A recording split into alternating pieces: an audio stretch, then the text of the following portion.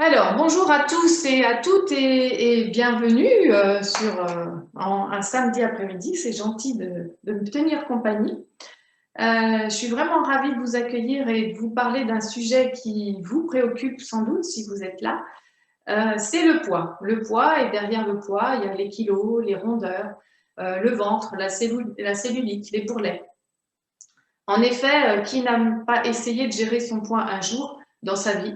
Même moi, et quand je dis que je fais attention à mon poids, on se moque de moi parce que j'ai jamais dépassé les 57 kilos, mais malgré tout, moi, je vois des petits bourrelets et donc, il m'est arrivé de faire des petits régimes pour rentrer dans une robe.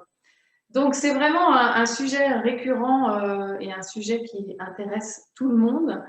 Et mon intention aujourd'hui dans cette conférence, c'est de vous faire un petit peu changer d'angle de vue, changer de regard, changer de lunettes, et que vous preniez conscience déjà que essayer de mincir par le contrôle n'est pas la solution. Contrôler son poids, gérer son poids, c'est contre-productif. Et vous le savez tout à fait, vous avez sans doute déjà essayé, ça ne marche pas. On perd et on reprend aussitôt. Alors aujourd'hui, après plus d'un an de recherche et d'expérimentation, eh bien, je vais vous parler des 3 clés qui me semblent importantes pour mincir durablement, sereinement et puis le plus facilement possible. Alors, je vais maintenant partager mon écran parce que j'ai quand même préparé un petit PowerPoint pour que ce soit plus attractif. Alors, voilà. Et donc aujourd'hui, et si on parlait de poids?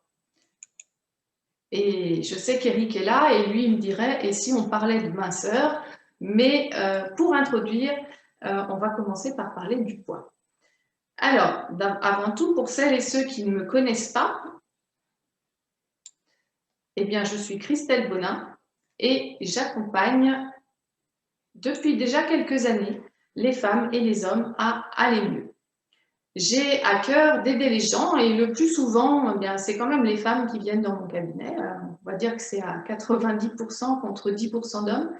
Et je les accompagne à être elles-mêmes, à devenir libres, heureuses, épanouies, aussi bien dans leur tête que dans leur corps. C'est ce qui d'ailleurs m'a amenée à travailler sur le poids. Ça fait déjà 8 ans, et oui, le temps passe vite, que mon expérience de sophroanalyste, puis praticienne en EFT et énergéticienne, m'a fait comprendre très tôt qu'il est en fait important de travailler sur tous les plans en même temps, que tout est imbriqué. Le psychologique, le physique, l'émotionnel, l'énergétique et même le spirituel sont intimement liés. On ne peut pas travailler que sur un axe sans travailler sur l'autre. Si je prends l'exemple, par exemple, d'un mot de dos, on va aller se faire manipuler chez l'ostéopathe, on va être bien 3 jours, 8 jours, et ça se rebloque. Si on ne va pas travailler sur l'émotionnel en même temps, il y a des chances que ça ne tienne pas sur la durée. Et c'est vraiment un constat que j'ai fait au fil de mon expérience. Et puis, un jour, le hasard a fait qu'avec une cliente, on a travaillé sur son problème de poids. Ça faisait déjà quelques temps que je la suivais et elle allait mieux dans sa vie, elle le constatait vraiment. Et à la fin du travail, elle me dit, bah oui, ça va bien, ça va mieux, mais j'ai quand même 20 kilos à perdre. Et je venais de lire un livre qui s'appelle Maigrir et rester mince avec l'EFT, voilà la couverture. Je lui ai proposé de tester l'EFT sur sa perte de poids, un petit peu dubitative cependant. Et contre toute attente, sans faire aucun régime, elle a perdu 8 kilos. J'ai moi-même été bluffée, elle aussi. Et par contre, au bout de 8 kilos, elle a commencé à stagner. Et là, bon, je me suis dit quand même, c'est bien, elle a perdu 8 kilos comme ça, mais elle continue à manger des cordons bleus et des pâtes et des tablettes de chocolat. Peut-être qu'il va falloir maintenant introduire un mode d'alimentation qui soit facile et non restrictif. Et en introduisant le mode d'alimentation dont on va parler tout à l'heure, elle en a reperdu 6. Donc en tout, 14 kilos. Donc ça m'a vraiment, vraiment bluffé et c'est alors que j'ai vraiment décidé d'approfondir ce sujet et de me spécialiser dans ce domaine. C'est bien tombé puisque c'était un tout petit peu avant le confinement et j'ai eu du coup l'occasion de faire des expériences avec quelques clientes volontaires pendant le confinement. Et mon plus grand succès, enfin, qui ne m'appartient pas, hein, c'est Nathalie qui a perdu 17 kilos depuis le premier confinement. C'est alors que j'ai décidé de créer le programme que j'appelle Légèreté plurielle, qui est un peu le fruit de mes recherches pour aider les femmes et les hommes à mincir durablement. Légèreté plurielle, pourquoi? Parce que l'idée, c'est de retrouver la légèreté, et plurielle parce que j'utilise plusieurs outils. Et donc aujourd'hui, je vais vous proposer de vous parler des 3 clés indispensables pour mincir en toute sérénité.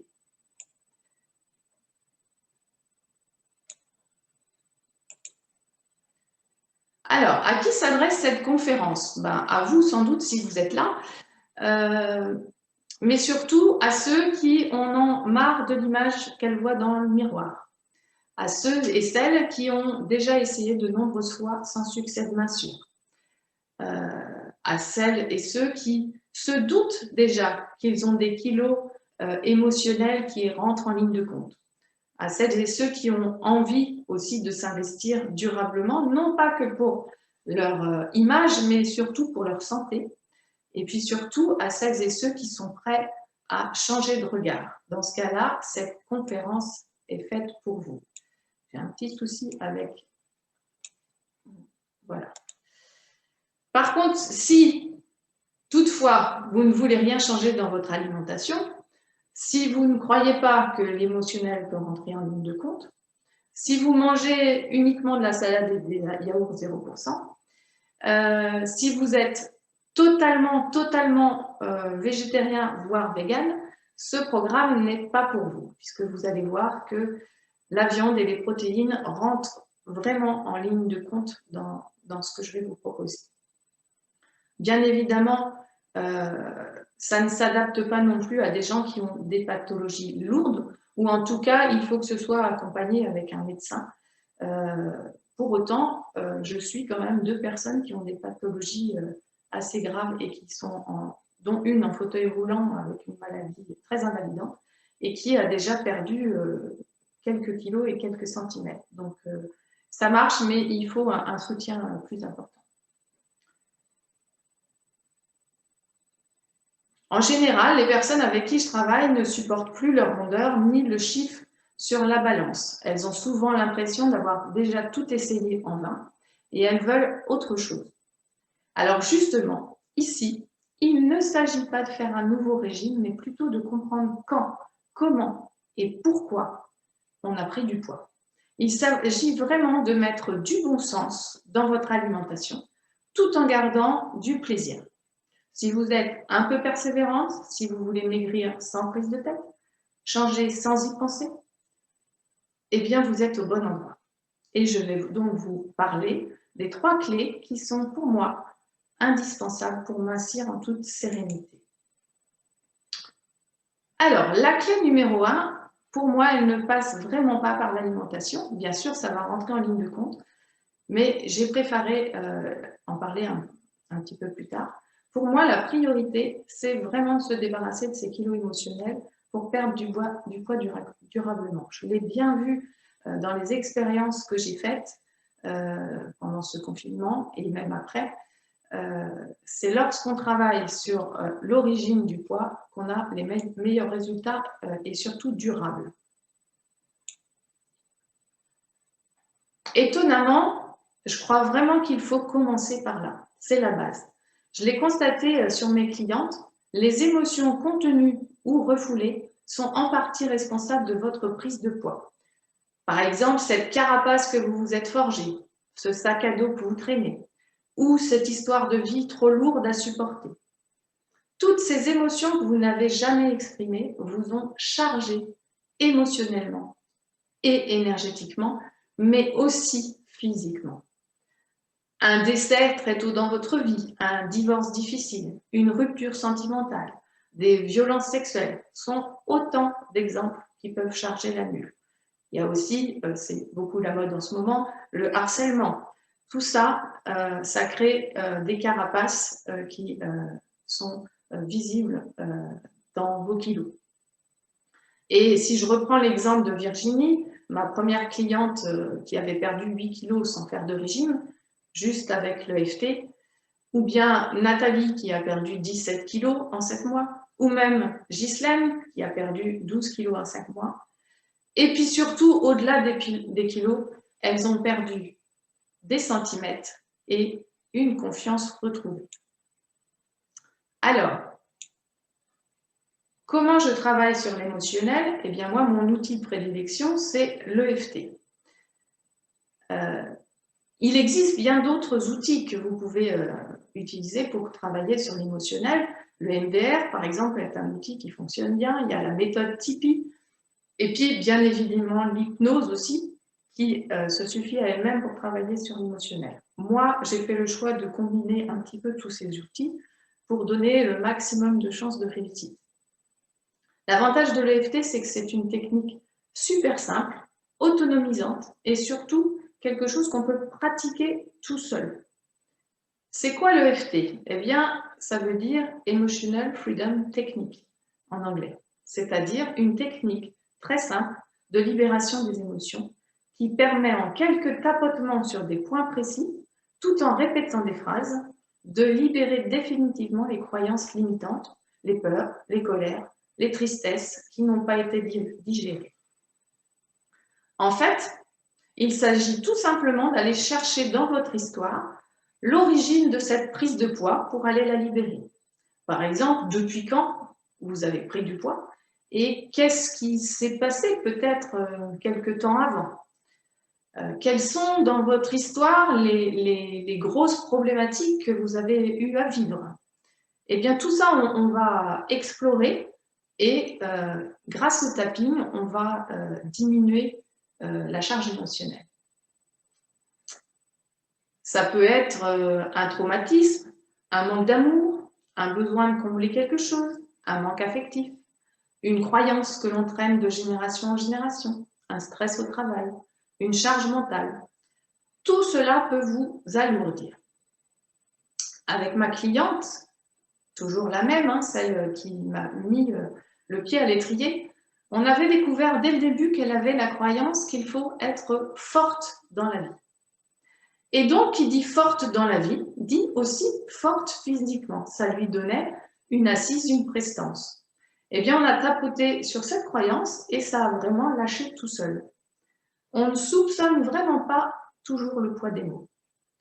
Il y a aussi la croyance qu'on est tous forts dans notre famille. Eh bien, ça crée une sorte de loyauté au clan qui fait que si je ne suis pas comme eux, ça ne va pas le faire.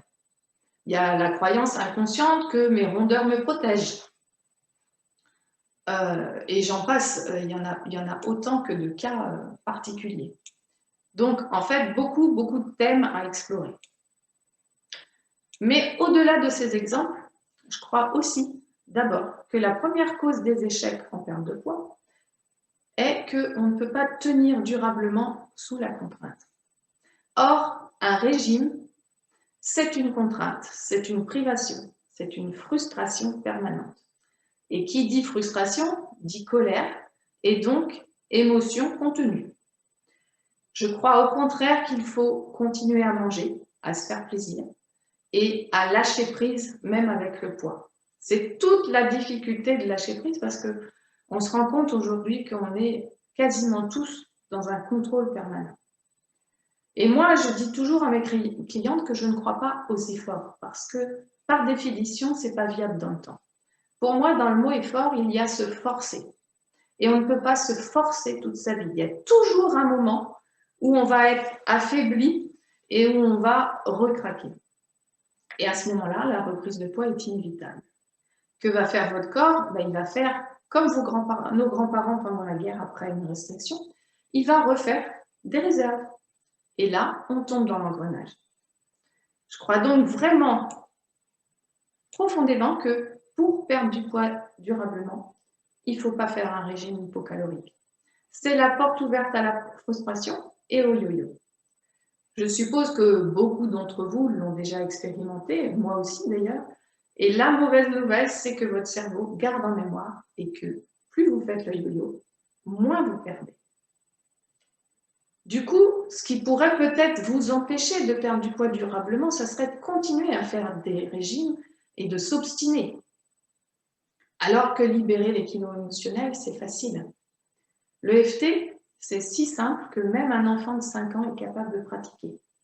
Il suffit de pratiquer un petit peu tous les jours. C'est d'ailleurs ce que fait Virginie, qui continue à tapoter quand elle craque sur le sucré. Et elle stabilise depuis plus d'1 an, elle ne reprend pas, parce qu'elle a trouvé cet outil magique qui est que dès qu'elle a un petit peu de pression, le soir, elle tapote. Ce qui pourrait aussi peut-être vous empêcher de libérer ces kilos émotionnels, ce sont les autosabotages qui font que d'un côté, vous avez envie de perdre du poids, vous avez envie d'avoir une silhouette attrayante, mais de l'autre côté, vous les aimez ces kilos parce qu'ils vous rassurent, ils vous protègent. On a plein de raisons inconscientes de les garder. Une partie de vous a envie de retrouver la ligne, d'avoir des jolies formes, d'être séduisante. Mais l'autre partie, elle a peut-être peur de changer, peut-être peur d'être trop séduisante, peut-être peur de perdre son mari. Sinon, pour quelle raison vous n'y arrivez pas? Pourquoi vous ne résistez pas à la tentation? Pourquoi vous ne dites pas non face à un gâteau? L'EFT, c'est justement l'outil idéal pour aller libérer ses peurs et ses autosabotages. Avec l'EFT, non seulement vous allez perdre durablement, mais sans trop vous forcer, sans régime draconien et sans frustration. Et en plus, vous ferez d'une pierre deux coups parce que vous pourrez continuer à l'utiliser au quotidien, même pour d'autres problématiques.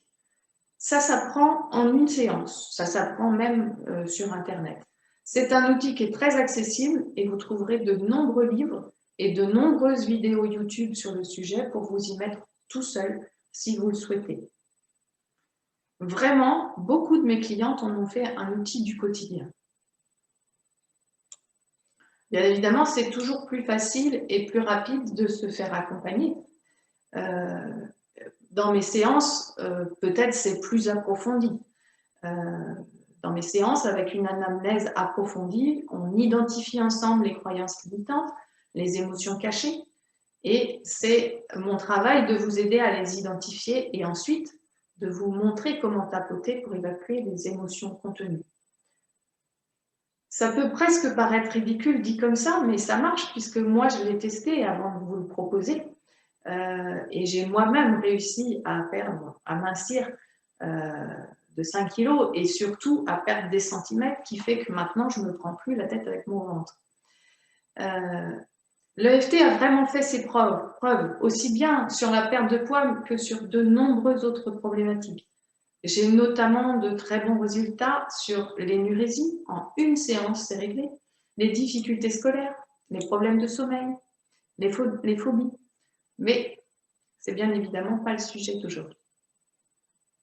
En ce qui me concerne, mon programme Légèreté plurielle, dans mes séances, je combine l'EFT, mais j'y ajoute des séances d'hypnose légère afin de renforcer encore le travail de libération, de sorte que les compulsions disparaissent presque comme par magie.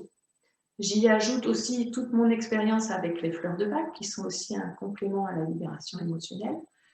Et puis parfois des soins énergétiques et souvent des séances de relaxation guidée pour vous permettre d'avoir un accompagnement au quotidien.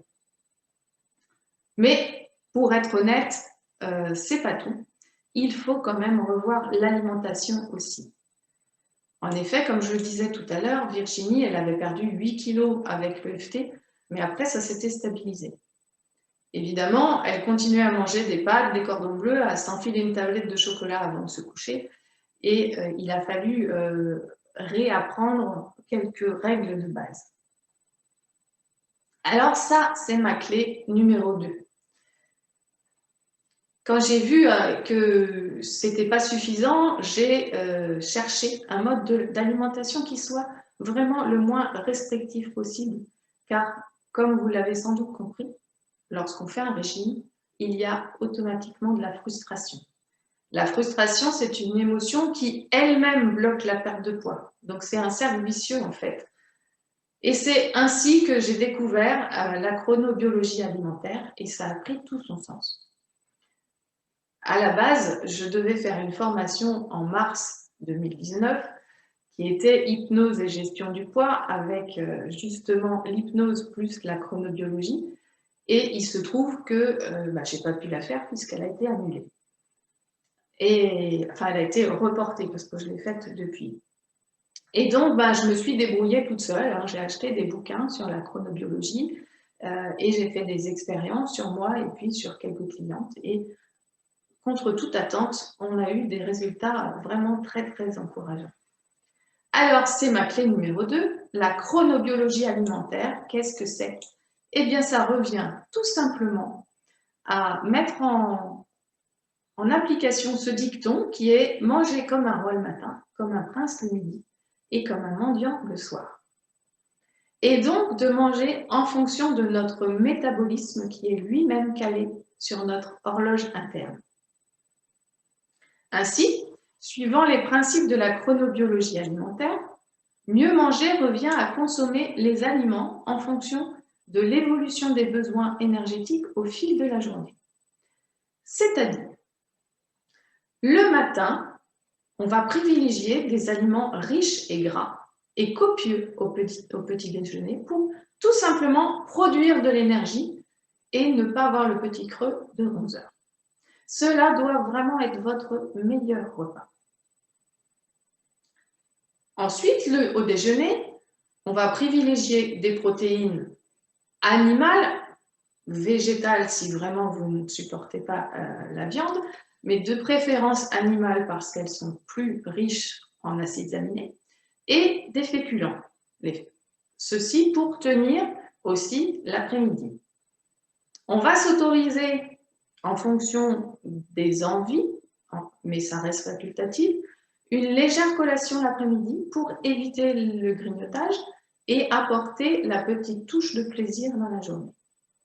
Et enfin, le mendiant du soir, des aliments très légers au dîner pour passer une bonne nuit. C'est une évidence, on le sait tous, que la nuit, on ne brûle pas de calories.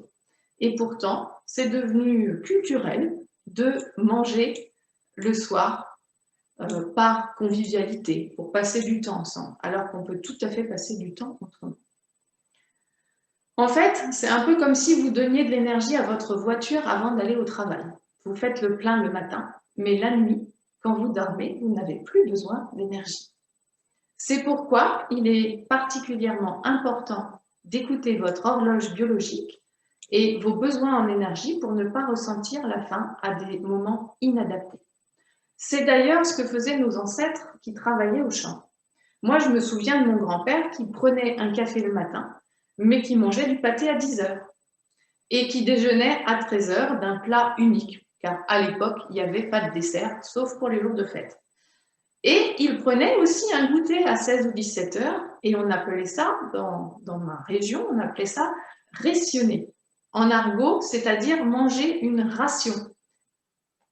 Et le soir, eh bien, il se contentait souvent d'une grande assiette de soupe, mais pas l'assiette de soupe qu'on mange nous, c'était une soupe avec des morceaux. Le mixeur n'existait pas à l'époque. Finalement, c'est tout simple. Et les anciens savaient faire. Ils ne parlaient jamais de régime. Alors, peut-être que vous croyez que ça va être difficile de mettre en place tout ça, mais il n'y a rien de plus simple parce que finalement, c'est naturel. C'est dans nos gènes. Et même si vous mangez au restaurant le midi, vous trouverez facilement de quoi répondre à ces objectifs. Une viande et un féculent le midi, il y a ça dans tous les restaurants. Et même des frites, vous avez le droit aux frites. Vous avez peut-être peur d'avoir faim, mais au contraire, il vous sera même difficile d'avaler toutes les quantités au début. En réalité, on ne mange pas assez et c'est ce qui fait grossir. Le corps étant en manque, il fait alors des réserves pour l'hiver. Alors que si on le nourrit correctement, il n'a plus besoin de stocker et il ne réclame plus. Donc, il n'y a plus cette sensation de faim. Avec une alimentation adaptée, vous allez enfin perdre du poids sans avoir faim, mincir sans vous en rendre compte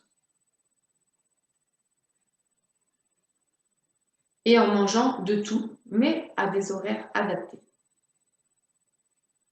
Cependant, moi je crois aussi qu'il faut laisser de la souplesse dans tout ça pour ne pas retomber dans le contrôle et la frustration, auquel cas on risque de reprendre et de ne pas tenir sur la durée.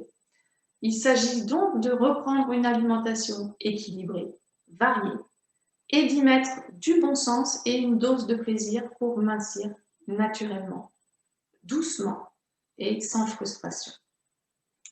C'est très simple. L'idéal, c'est de manger au plus tard 1 heure après le lever, tout en laissant le temps à l'organisme de se réveiller. On a dit tout à l'heure du gras le matin, donc surtout pas de choses sucrées, pas de jus de fruits le matin.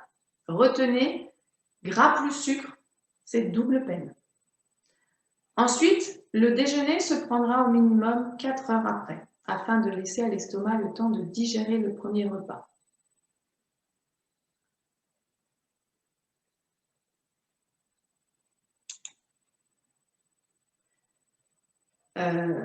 Donc le déjeuner 4 heures après, avec des viandes et des féculents.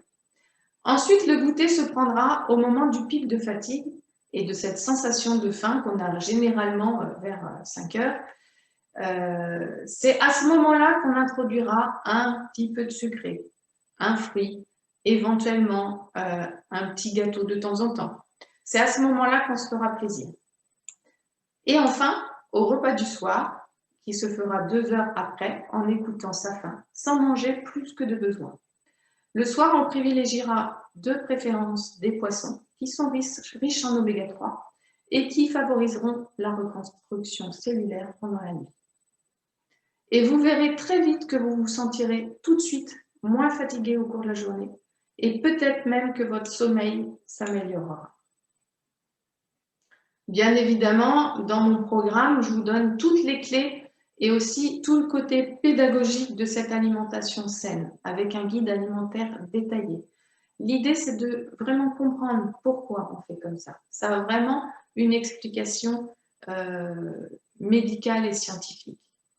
Aujourd'hui, le but, c'est pas de parler de tout ça, mais c'est vraiment de vous donner les premières clés. Évidemment, dans mon programme, je vous donne aussi quelques recettes afin de vous faciliter la tâche. Cela dit, en réalité, c'est très simple. Il suffit de revenir à l'alimentation de nos grands-parents avec un poulet patate le midi ou un bon pot-au-feu, une bonne blanquette. Et ça, tout ça, ça fait partie du programme. La clé numéro 3, qui est assez proche de la numéro 1, mais qu'on traite différemment, c'est vraiment le stress, ennemi numéro 1 de votre ligne. Apprenez à vous détendre et à manger en conscience pour mincir. J'ai vraiment compris que le stress fait grossir une bonne partie de la population. Et en ce moment, on est en plein dedans. Si on reconfine, ça va être encore pire. Pourquoi? Tout simplement parce que lorsqu'on a un stress ponctuel, dans une situation d'urgence par exemple, on a naturellement une montée d'adrénaline et de cortisol pour permettre d'agir. Et une fois sorti de la situation, l'adrénaline et le cortisol reprennent leur rythme et notre métabolisme se remet en route de manière écologique. Malheureusement, si on a un stress chronique, si on est stressé tout le temps, en permanence, et que c'est trop fréquent, eh bien le taux de cortisol reste élevé en permanence et plus rien ne va. Parce que ce qu'il faut savoir, c'est que le cortisol, c'est aussi le chef d'orchestre de la nutrition. Alors, s'il est occupé à gérer votre stress, il est plus occupé à gérer votre nutrition. Et du coup, votre cortisol qui restera élevé en permanence ne fera plus son travail et c'est la catastrophe sur la balance. Par ailleurs, quand on est stressé, on a tendance à manger vite, sans faire attention à ce qu'on mange. On engloutit, on mange sans y penser. Alors, moi, j'ai réintroduit la prière. Au-delà de la religion, La prière avant de manger était aussi le moment de conscientiser l'action de manger. Apprenez à vous détendre au moins avant et pendant votre repas, à manger en conscience pour éviter le stockage des graisses. Être détendu pendant votre repas vous permettra de manger plus lentement et donc d'être rassasié plus vite. Manger en conscience vous permettra de prendre plus de plaisir et donc de moins ressentir le besoin de grignoter plus tard. Et puis, chose importante, manger lentement vous permettra de mastiquer et donc de favoriser votre digestion. Parce que quand on mastique, on commence la sécrétion enzymatique dans la bouche, ce qui facilite le travail de votre estomac par la suite et qui va donc réduire aussi le stockage des graisses dans votre organisme. Peut-être avez-vous entendu parler de l'histoire d'Horace Fletcher. Eh bien, c'était un businessman américain qui avait fait de très bonnes affaires. Et un jour, il se vit refuser une police d'assurance en raison de son poids respectable de 100 kg pour 1,65 m. Et alors, il entreprit de maigrir en préconisant une méthode révolutionnaire qui consistait à mâcher chaque bouchée de nourriture jusqu'à la réduire à l'état liquide. Il perdit 30 kg et fut surnommé le grand masticateur. Alors, on n'a pas obligé de réduire toute la nourriture à liquide, mais le fait de mastiquer va favoriser aussi la perte de poids. Vous avez peur de ne pas réussir à vous détendre? Vous croyez que vous n'êtes pas capable? Rien de plus simple, il vous suffit juste d'écouter des séances de méditation courtes avant de commencer votre repas pour être détendu. Et manger en conscience ou même répéter quelques mantras à voix basse pour mettre de la conscience dans votre repas. Écouter des méditations, c'est simple, il n'y a rien à faire, il y a juste à écouter. C'est pas fatigant, c'est pas compliqué, c'est juste des nouvelles habitudes à prendre. Bien évidemment, dans mon protocole, j'ai moi enregistré des relaxations spécifiques pour accompagner vos repas. Vous doutez encore? Pensez à votre avenir et à votre santé. En mangeant sainement, simplement, en travaillant sur vos émotions, en méditant, vous contribuerez à rester en bonne santé, voire même à l'améliorer. Il n'est pas rare, en effet, de voir le diabète ou le cholestérol s'améliorer.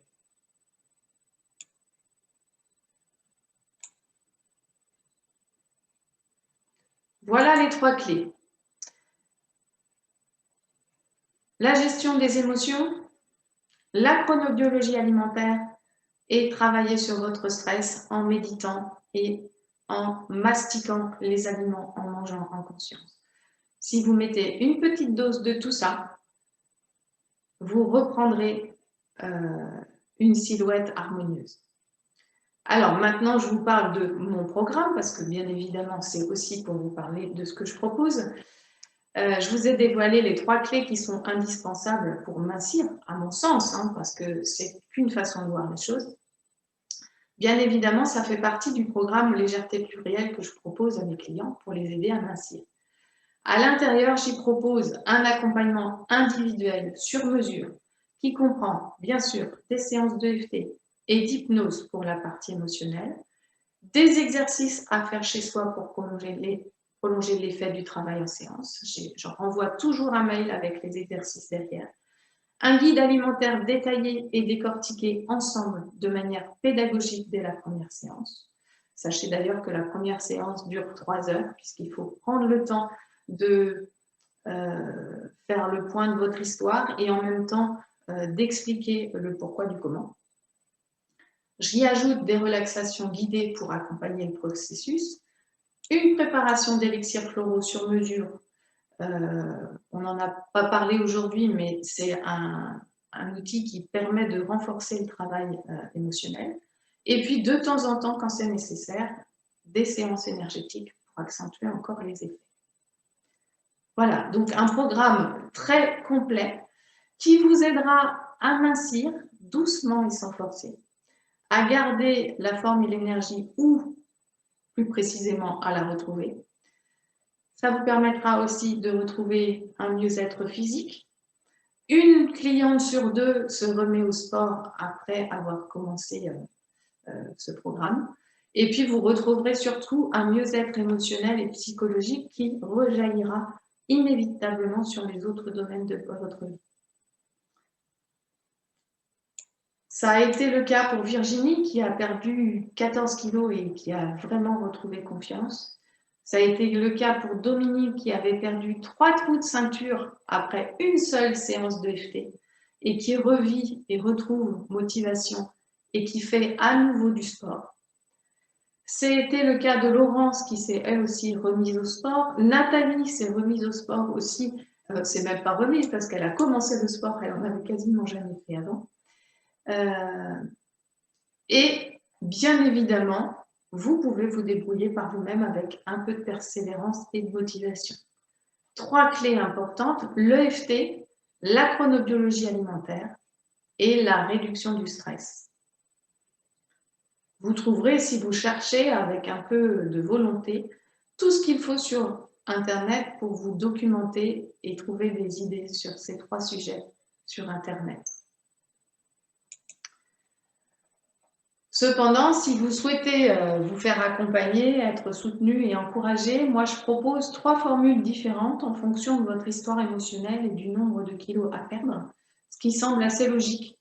On n'accompagne pas de la même façon une personne qui a moins de 10 kilos à perdre et une personne qui a 40 kilos à perdre. Donc j'ai identifié 3 formules, la formule de base pour ceux qui ont peu de kilos à perdre et en général moins de 10 kilos.